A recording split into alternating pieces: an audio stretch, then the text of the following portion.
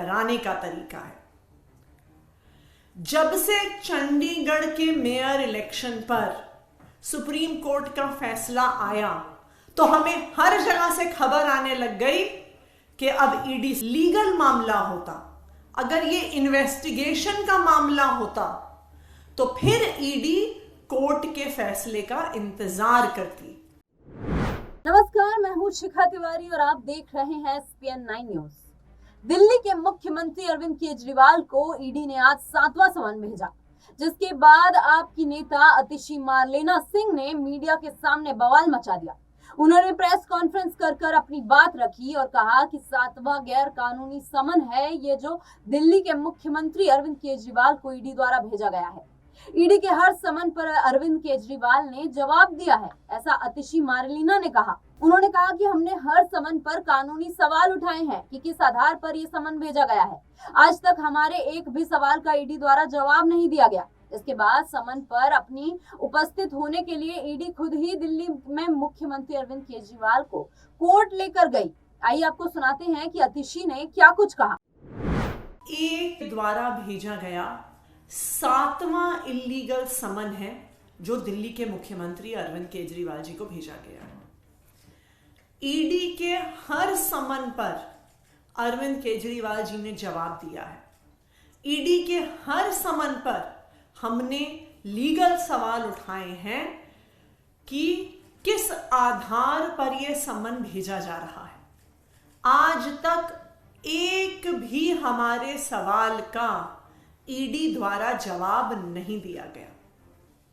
फिर ईडी ने क्या किया? नॉन अपीयरेंस ऑन समन्स पर ईडी खुद दिल्ली के मुख्यमंत्री अरविंद केजरीवाल जी को कोर्ट लेके गई।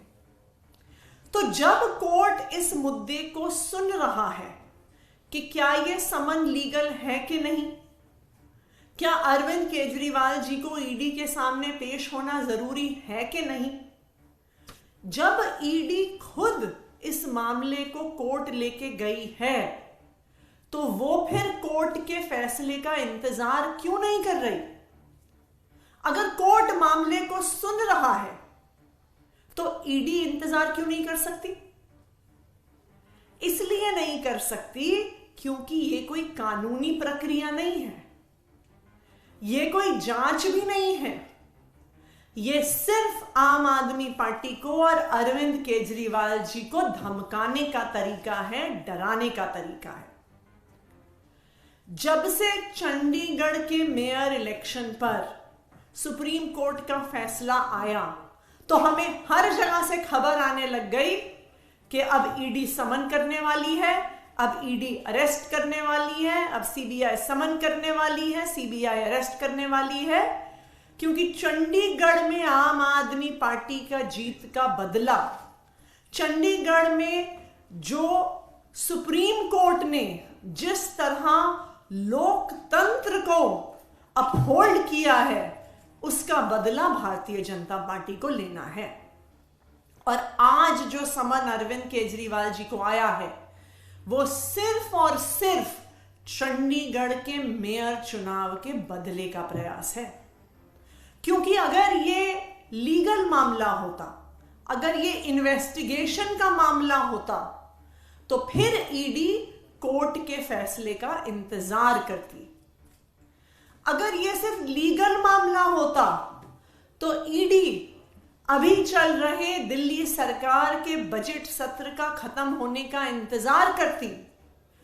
कोर्ट तक बजट सत्र के अंत का इंतजार करने को तैयार है, पर ईडी इंतजार करने को तैयार नहीं है। यह साफ दिखाता है कि जो समन्स अरविंद केजरीवाल जी को भेजे गए हैं उनका जांच से कोई लेना देना नहीं है। उनका सिर्फ और सिर्फ आम आदमी पार्टी को और अरविंद केजरीवाल को डराने का प्रयास है, धमकाने का प्रयास है। लेकिन मैं भारतीय जनता पार्टी को एक बार फिर से बता दूं कि आम आदमी पार्टी और अरविंद केजरीवाल आपके गैर कानूनी समन से डरने। आपने सुना किस तरीके से अतिशी ने केंद्र पर निशाना साधा। और अतिशी ने कहा कि कोर्ट इस मुद्दे को सुन रहा है कि क्या समन कानूनी है या नहीं। अरविंद केजरीवाल को ईडी के समन में पेश होना जरूरी है या नहीं। जब ईडी खुद इस मामले को कोर्ट तक लेकर गई तो वो कोर्ट के फैसले का इंतजार क्यों नहीं कर रही है, समन पे समन क्यों भेजे जा रही है। इस तरीके के तमाम सवाल केंद्र सरकार के ऊपर अतिशी मारलेना ने उठाए हैं। फिलहाल अभी के लिए इतना ही। देश दुनिया की तमाम खबरों के लिए देखते रहिए SPN9 न्यूज।